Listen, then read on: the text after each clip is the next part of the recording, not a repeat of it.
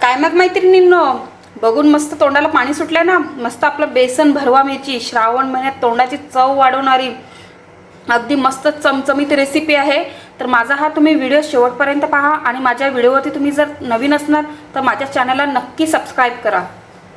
नमस्कार मैत्रिणींनो, रोशनी सिंपल किचनमध्ये तुमचं स्वागत आहे। तर श्रावण महिन्याला सुरुवात झालेली आहे। उपवास वगैरे भरपूर उपवास सणवार वगैरे सर्व आता ह्या महिन्यात सुरू होणार आहे आणि आपल्याला जेवणासोबत नेहमीच काहीतरी असं वेगळं खावंसं वाटतं, म्हणजे जेणेकरून भाजीच्या सोबत आपल्याला आपली आणखीन चव वाढवणारा असा काहीतरी पदार्थ लागतो। तर मी आज तीच रेसिपी तुम्हाला घेऊन आलेली आहे। तर इथे बघा, मी अशा मस्त अशा मिरच्या घेतलेल्या आहेत। मस्त मला अगदी मोठ्या मिरच्या मिळालेल्या आहेत आणि या मिरच्या चवीला अजिबात तिखट नसतात, पण लागायला फार छान असतात। तर आपण बेसनने भरलेली मिरची ही रेसिपी पाहणार आहोत, अगदी खूप भारी होते। तर चला तर मग पटकन आपण आपल्या रेसिपीला सुरुवात करूया। तर आपण बेसन भरलेली मिरची बनवणार आहोत, तर त्यासाठी तर बेसन लागणारच आहे। तर इथे आपण 1 वाटी बेसन घेतले। आता हे बेसन जर तुम्ही बघायला गेलं तर तुमच्या मिरच्या किती आहेत त्या क्वांटिटीनुसार तुम्ही घेऊ शकता, पण अगदी भरपूर जर आपण बेसन भरलं तर खूप छान ही मिरची लागते। तर आपण आता हे बेसन 1 वाटी बेसन घेतले, तर हे बेसन आपल्याला सर्वात प्रथम भाजून घ्यायचं आहे। तर आता आपण भाजायला घेऊया। आता इथे आपण कढईत बेसन घेतले, तर आता आपल्याला बेसन हे भाजून घ्यायचं आहे। आता बेसन भाजून म्हणजे आपल्याला बेसनाचा थोडासा वास यायला लागला म्हणजे भाजल्यासारखा, तिथपर्यंत आपल्याला थोडंसंच भाजून घ्यायचं आहे, जास्त नाही आपल्याला भाजायचं, म्हणजे जेणेकरून ज्याचा जो कच्चेपणाचा वास आहे तो निघून जाईल। तर आता आपण 5 मिनिटं कमीत कमी हा भाजून घेणार आहोत। आता आपलं बेसन ना भाजून झालेलं आहे। आता मी गॅसची फ्लेम बंद करते आणि आता आपण हे थंड करत ठेवूया। जिथपर्यंत हे थंड होतंय तिथपर्यंत आपल्या मिरच्या आपण कटिंग करून घेऊया। आता आपण एकीकडे आपलं बेसन थंड करत ठेवलंय, तर आता तिथपर्यंत आपण मिरची कशी कापायची ते पाहूया। आता आपल्याला भरलेली मिरची म्हणजे बेसन भरलेली मिरची बनवायची आहे। तर आता आपल्याला अशी एक चीर पाडायची आहे, एका साईडनंच पाडायची आपल्याला चीर, पूर्ण नाही पाडायची। आणि याच्यातल्या ज्या बिया आहेत ना, एक्स्ट्रा वगैरे बिया, त्या काढून टाकायच्यात। नाही काढल्या तरी चालतील, कारण ही मिरची अजिबात तिखट नसते। तर थोड्याच बिया आहेत, तुम्ही पाहू शकताय। तर अशा प्रकारे आता ना मी सर्व मिरच्यांना व्यवस्थित कट पाडून घेणार आहे आणि अशा बिया वगैरे काढून घेते। हे पहा मैत्रिणींनो, अशा प्रकारे मी सर्व मिरच्यांना कटिंग पाडून घेतलेत। आता तुम्हाला याचे ना 2-2 भाग करायचे असतील तर तुम्ही करूही शकता, तर मी अख्ख्याच ठेवलेल्या आहेत। आता बाजारात याच्यापेक्षा तुम्हाला छोट्या पण मिळतील किंवा मोठ्या वगैरे अशा मिळतील, तर तुम्ही तुमच्या आवडीनुसार ते कापून घेऊ शकता। तर चला तर मग आता याच्यासाठी आपल्याला एक मसाला स्टफिंग बनवायचं आहे, तर ते बनवायला घेऊया।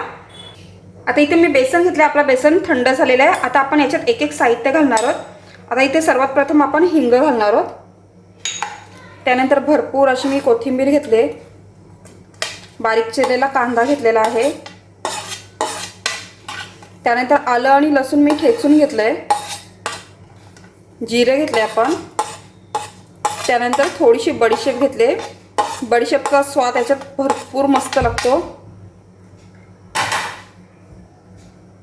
त्यानंतर मी यात आमचूर पावडर टाकते। तुमच्याकडे जर आमचूर पावडर नसेल तर तुम्ही ते लिंबाचा वापर करा, म्हणजे मस्तपैकी त्या ज्या स्टफिंग बनवू ना तिला थोडासा चटपटीतपणा येणार आहे।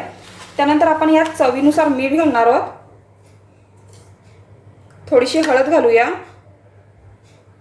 नंतर लाल तिखट घालते मी। आता ही मिरची तिखट नसल्याने आपण लाल तिखट घालत आहोत आणि आता थोडंसं पाण्याचा वापर करून आपण हे सर्व मिक्स करून घेणार आहोत। आता सर्वात प्रथम ना आपण हे सुकंच पहिला मिक्स करून घेऊया आणि जसं गरज लागेल आपल्याला तसं आपण पाण्याचा वापर करणार आहोत, म्हणजे आपल्याला हे घट्टसरच बनवायचं आहे, एकदम पातळ वगैरे नाही, जेणेकरून आपलं स्टफिंग बाहेर सुद्धा निघणार नाही याची सुद्धा आपल्याला काळजी घ्यायची आहे। तर आता हे मिक्स करून झालंय। आता मी जशी गरज लागेल तसं मी पाण्याचा वापर करणार आहे। थोडं थोडं सुरुवातीला पाणी घालूया आपण।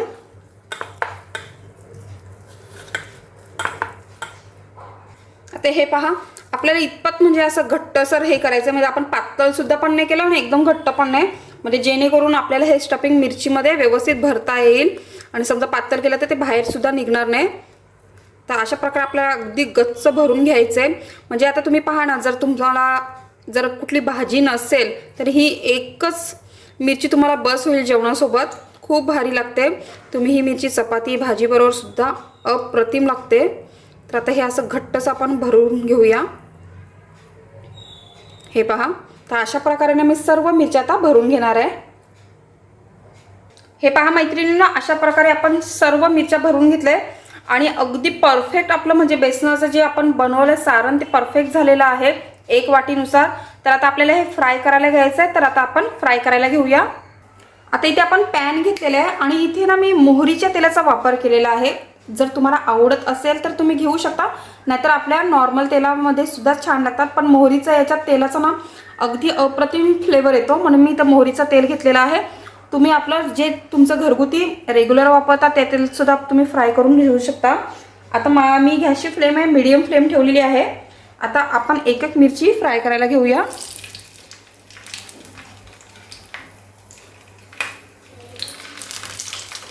तुम्ही जर वन डे पिकनिकसाठी सुद्धा कुठे चालले असणार बाहेर वगैरे, तर तिथेही मिरची घेऊन जाऊ शकता.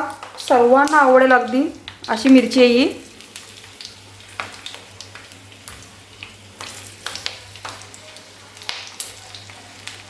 तर अशा प्रकारे आपण आता सर्व मिरच्या व्यवस्थित फ्राय करत ठेवल्या. तर एका साईडनं आपल्याला व्यवस्थित शिजू द्यायचं आहे.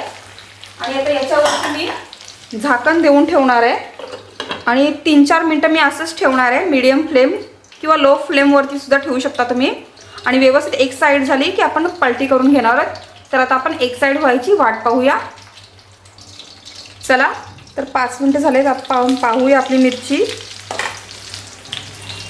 तर आता एक साईड आपली झालेली आहे. तर आता आपण पलटी करून घेऊया.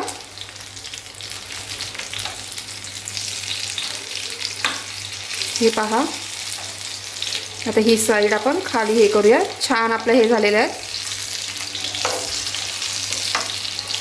आता अशा प्रकारे मी सर्व मिरच्या व्यवस्थित पलटी करून घेते. तुम्ही पाहू शकताय किती छान फ्राय झालेत. आणि ना शक्यतो लो फ्लेमवरतीच हे होऊन देऊया, म्हणजे कसं आतलं जे सारण आहे ते पण व्यवस्थित शिजलं जाईल.